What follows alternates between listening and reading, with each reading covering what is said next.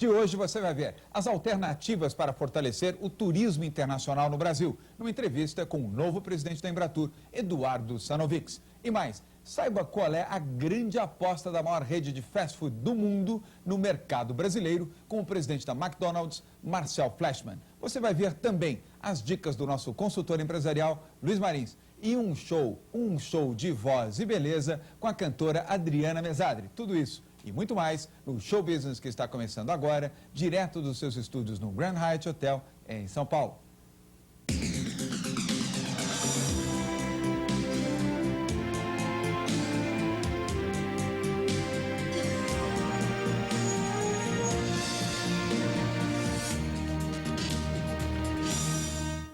A sua missão é promover o turismo brasileiro no exterior. Nós vamos começar agora com Eduardo Sanovics, que em janeiro assumiu a presidência da Embratur. Eduardo, muito obrigado pela sua presença aqui no programa. Eduardo, você vem de uma experiência bem-sucedida em São Paulo, no município de São Paulo, à frente do órgão oficial de turismo da cidade. Vem também de uma experiência bem-sucedida no São Paulo Convention and Visitors Bureau. Portanto, é um profissional com bagagem dentro do próprio setor. A economia do turismo no Brasil e mundialmente sofreu nesses últimos 2 anos, talvez os piores 2 anos dos últimos 20 anos. Quais são as alternativas para, no caso do Brasil, ampliar o receptivo internacional, ou seja, aumentar o volume de turistas estrangeiros visitando o país e, com isso, aumentar a internação de capital? Bom, João, prazer estar com você. Obrigado. Até porque nós tivemos carreiras parecidas. É verdade. Não é? São dois casos muito semelhantes. Exato. Para você que está em casa e eventualmente não sabe disso, o Eduardo dirigiu o órgão oficial de turismo da cidade de São Paulo, que eu também dirigi, e depois eu fui presidente da Embratur, exatamente como o Eduardo agora é presidente da Embratur. Eu fico muito honrado. Portanto, o meu próximo passo é apresentar o show business. Ótimo. Na sequência. Quem sabe? Bem, eu acho o seguinte, João. Nós temos uma grande meta, acima de todas as outras, que é quitar talvez a grande fatura não liquidada do turismo nacional, que é exatamente a promoção do conjunto de produtos, serviços e destinos brasileiros no exterior. Por quê? Porque se nós analisarmos do ponto de vista gerencial a última década, no que diz respeito ao nosso negócio, nossa atividade econômica, o turismo, nós vamos ver que 2 grandes questões foram enfrentadas adequadamente. A questão da infraestrutura, ou seja, o Brasil hoje dispõe, tanto do ponto de vista de investimento público, quanto do ponto de vista de investimento privado, de equipamentos à altura e competitivos, aeroportos, hotéis. 8 a 12 anos, houve uma mudança radical, para melhor. Exatamente, na oferta. E, na outra mão, do ponto de vista de legislação, também nós tivemos um enfrentamento adequado a boa parte das questões. O grande exemplo é a navegação de cabotagem. Portanto, o que nós não fizemos de maneira adequada foi contar isto ao planeta. E é isso que nós pretendemos fazer agora. Agora, uma outra questão crônica. A Embratur sempre teve uma limitação de capacidade de investimento na promoção externa do Brasil. Melhorou no tempo do Caio Luiz de Carvalho, no governo Fernando Henrique. Depois de muita gestão, conseguiu-se ter um recurso efetivo para estas ações, além dos recursos do próprio setor privado. E agora, na era Lula? Eu creio que a gente deve sempre saber avaliar gerencialmente as coisas, não é? Que avaliação eu faço sobre a gestão Caio no governo Fernando Henrique? É uma avaliação positiva. Eu acho que o Caio teve 2 méritos importantes. O primeiro é a famosa transposição, que aliás você iniciou, do nosso tema da página social para a página econômica. É uma frase batida, mas acho que é adequada, não é? Por quê? Primeiro, o assunto infraestrutura, isso se dá nesse período, e o assunto legislação. A partir daí, eu acho que nós enfrentamos, enquanto setor econômico, problemas que não foram solucionados adequadamente nesse último período. Basicamente, a promoção do Brasil no exterior e, fundamentalmente, um conjunto de políticas que elevassem o nível e a capacidade de atuação do setor público interno. Isso não aconteceu. É nesse sentido, então, agora respondendo a sua pergunta, que a criação do Ministério do Turismo, primeiro compromisso assumido e cumprido pelo presidente Lula. Segundo, a profissionalização da Embratur, que foi o segundo compromisso assumido em campanha, cumprido pelo presidente da República. E terceiro, o lançamento do Plano Nacional de Turismo agora, no dia 29 de abril, pelo Presidente da República, com todo o setor privado presente. Isso deu um eixo de atuação ao setor público federal, que recolocou o papel da Embratur como uma unidade voltada exclusivamente a um foco gerencial de promoção, marketing e ações de apoio à comercialização no exterior. Tem recursos ou não? Tem, sem dúvida. Quanto é o volume de recursos para esse ano? Nós temos os recursos diretos do orçamento, estão na ordem aí de 32 milhões, algo desse tipo. E eu te confesso que é o que menos me preocupa, porque eu creio que o grande desafio é a gente obter recursos não orçamentários para trabalhar. Mas tem que partir de uma base, né? Muito bem. Esses 32 são recursos exclusivos para investimento na promoção do turismo? Orçamento. Fora infraestrutura, pessoal, etc. Não, nós não temos mais nada a ver com infraestrutura interna do turismo nacional. Passou tudo para o Ministério. Tudo Quer dizer, com as a Embratur duas vai cuidar, o foco dela, o objetivo é promoção externa do Brasil, captação de fluxos turísticos, de negócios, de programas de lazer, viagens de incentivo, etc. É essa. Eu quero, no próximo bloco, Eduardo, quero conversar com você sobre a questão de infraestrutura que você colocou, por exemplo, a aeroportuária, que embora tenha melhorado muito do ponto de vista físico, do ponto de vista qualitativo, ainda apresenta graves deficiências. E nós vamos falar, inclusive, sobre o Aeroporto Internacional de São Paulo. Daqui a pouquinho nós voltamos com o Eduardo Sanovic, que é o presidente da Embratur. E no próximo bloco você vai ver também as dicas do nosso consultor empresarial, Luiz Marins. Fique ligado, seu Business volta já já. Último bloco com a questão de qualidade de mão de obra, qualidade de serviços. Por exemplo, na infraestrutura aeroportuária, que, como você observou, melhorou muito. Mas o Aeroporto Internacional de São Paulo, que é o maior do país, o maior da América do Sul, vive um problema crônico. No horário entre 5h30 da manhã e 8 horas da manhã, eu que já, por algumas viagens, fiquei constrangido na condição de brasileiro de ver estrangeiros submetidos a filas quase que quilométricas, né? A fila da linguiça, para ver o passaporte, para carimbar o passaporte, para depois ficar numa outra fila para esperar a mala e depois enfrentar uma terceira fila na alfândega, que fica aquela fila gigantesca, porque tem um equipamento funcionando, tem 3 funcionários para examinar a bagagem. Quer dizer, não há uma forma de receber melhor o turista, porque no primeiro contato que ele tem no solo do país, ele é submetido a uma área feia, escura, uma fila enorme e ainda gente fumando, funcionários sem uniforme, só com crachazão metido no bolso, Receita Federal, não tenho nada contra, mas é uma situação constrangedora. Como brasileiro, eu já fiquei várias vezes, como você certamente, independentemente de ser hoje a autoridade máxima do turismo brasileiro, ter ficado constrangido. Tem solução isso? Esse é um dos assuntos no qual o governo Fernando Henrique foi um desastre absoluto, não é?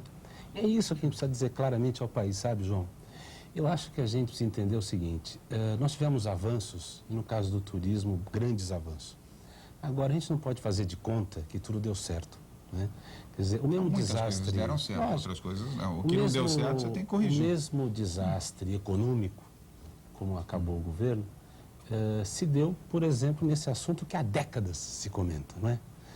E a grande saída disso é trabalho. Ninguém vai fazer nada mágico. Primeira coisa importante é o seguinte, é enfrentar a situação. Portanto, essa semana, se eu não me engano foi na quarta-feira, né, ou na quinta-feira, eu não me lembro de ter acontecido em 15 anos de exercício profissional, o diretor da Receita, com o superintendente da Infraero, com mais o diretor da Polícia Federal, amanheceram no aeroporto de Cumbica, juntos os 3. Fato raríssimo. Exatamente. É que aconteceu alguma vez antes? Fato inédito. Exatamente para entender o assunto e tomar as medidas corretivas. Olhar em loco o sofrimento dessa gente. Muito né? bem. Por que isso? Porque o superintendente da Infraero, ex-senador Carlos Wilson, tem uma compreensão que me agradou muito sobre o assunto turismo, que, aliás, é uma compreensão de governo, e esse é um dado novo. Só uma pergunta, você estava lá de manhãzinha? Não, porque eu estava esperando exatamente o Carlos Wilson em Brasília, aonde eu ia recebê-lo na Embratur. Eu estava finalizando o convênio que nós assinamos no mesmo dia. Você pode fazer o flagrante agora. Eles foram lá, quer dizer, foi Receita Federal, Infraero e Receita Federal e Polícia Federal, né? São os 3 órgãos. Agora você pode fazer aí, pode ser o ombudsman da história também, né? Olha, não tenho essa pretensão, muito honestamente, até porque nós redistribuímos atribuições da estrutura federal de turismo E essas questões vinculadas à infraestrutura interna estão com o secretário Milton Joanazzi, que é o secretário nacional de políticas de turismo, que é um homem fantástico, tem uma experiência boa acumulada.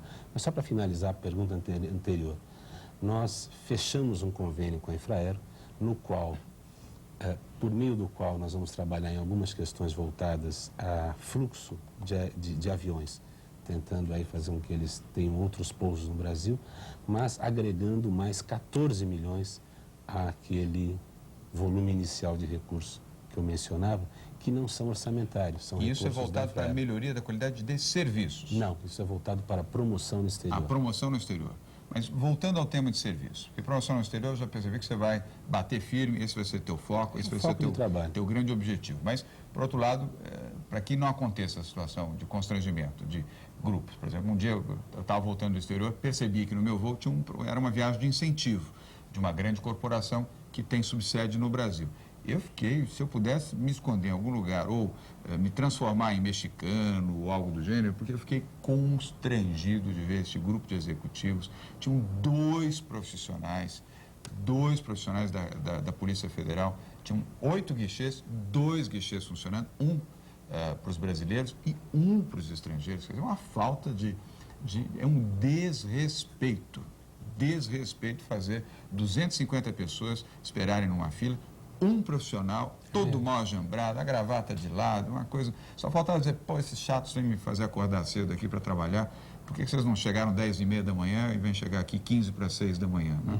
E depois o outro problema na alfândega, que também poucos profissionais, uma máquina funcionando e a maldita luz vermelha para que todos passassem lá. Quer dizer, o sujeito levou entre o desembarque e sair, seguramente, não menos do que 1h20, 1h30.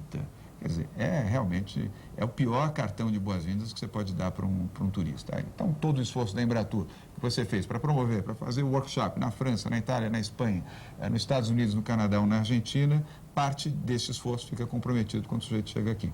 Eu acho que a gente volta exatamente ao que você estava dizendo antes. Quer dizer, as faturas não liquidadas dessa última, não diria uma última década, eu te diria que na história do turismo nacional, há faturas não liquidadas. Nos cabe agora enfrentá-las, por quê?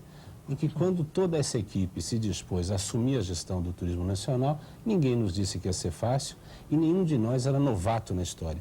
Portanto, todos nós... Nesse sentido, uma grande vantagem. Pois até, né? Portanto, todos nós sabíamos do volume de problemas a enfrentar, do volume de questões em aberto e do volume de débitos e de dívidas a pagar em atraso. Agora, não dá para botar o retrovisor, né? Nós temos que andar para frente. Olhar para frente. Não, lógico, você pode ficar também fazendo juízo sobre o passado, você perde tempo e não está focando no futuro. Não dá para ser engenheiro de obra feita. Concordo. Para finalizar, a gente tem muitos temas aqui, mas não vai haver tempo para abordar tudo. Transporte aéreo. Crise no setor é uma crise mundial, não é uma crise brasileira, não é uma crise da Varig, ou da TAM, ou da VASP, é uma crise mundial. Mas em que sentido esta crise pode afetar a promoção turística do Brasil no exterior, com redução de voos, com ameaça, às vezes, de você não ter aquele voo determinado, sobretudo na companhia aérea de bandeira, que sempre foi a Varig, ainda que agora seja a Varig e TAM. Quer dizer, qual é a preocupação da Embratur neste tema? Porque isso pode afetar bastante, né? Sem dúvida. A nossa grande preocupação seria a possibilidade de deixar de ter uma companhia de bandeira. Eu acho que esse risco está praticamente afastado. O que nós vamos viver é um processo de readaptação, porque haverá um rearranjo tanto do volume de linhas e do tráfego internacional, como já está havendo toda uma revisão da malha aérea doméstica. Acho não, já estou vivendo isso em Brasília, tenho tido contatos que me mostram que, e você sabe bem disso, não existe espaço aberto no mercado. Desocupou, alguém ocupa. Portanto, já há um interesse de algumas outras empresas e de agentes econômicos em entender melhor como isso vai ficar para ver aonde vão voar. O melhor exemplo disso a gente pode observar com o crescimento rápido e eficaz que teve a TAP. A TAP, é verdade. Nos voos de Portugal para o Brasil, eles já estão com 21 voos apenas para o Nordeste. Do ponto de vista da Embratur, eu creio que a nossa eficácia se dará como consequência da revisão que nós fizemos na estrutura gerencial da empresa. Ela diminui muito, vem, a exemplo que a gente fez na EMB, você acompanhou isso bem, diminui muito, mas nós incluímos algumas novidades na estrutura. No lugar daquelas antigas estruturas, diretoria de economia e fomento, diretoria de não sei o que mais, nós agora temos uma unidade voltada para o segmento de lazer e incentivos, uma unidade para estudos e pesquisas, a base de dados é importante, e a novidade é a criação de uma diretoria para o turismo de negócios e eventos. Bom, essa é a joia da coroa, né, Eduardo? Exatamente. Isso tem como objetivo nos colocar no jogo grande da disputa do mercado corporativo. E tem mais ainda. Esse João. é o big business do turismo mundial, que aliás não tem crise. Não tem Com crise, precisa. Sem crise, também precisa. Também precisa. E aí, nós vamos definir de uma vez por todas a Embratur como mais uma das grandes agências de exportação deste país, gerando negócio, gerando renda, gerando divisas e, portanto, gerando desenvolvimento econômico e qualidade de vida. Tá certo. Esse é o caminho. Eduardo, obrigado pela tua presença. Obrigado Boa pelo sorte. convite. Tive o Um prazer abraço. de conversar com o Eduardo Sanovics, que é o presidente da Embratur, fazendo um bom trabalho, dando continuidade ao trabalho brilhante que ele já havia realizado aqui na capital de São Paulo. Eduardo, boa sorte, sucesso para você. E você que está em casa, fique ligado. Não adianta ficar esperando o melhor momento para pôr uma grande ideia em prática. Seja rápido e haja antes do que o seu concorrente. Este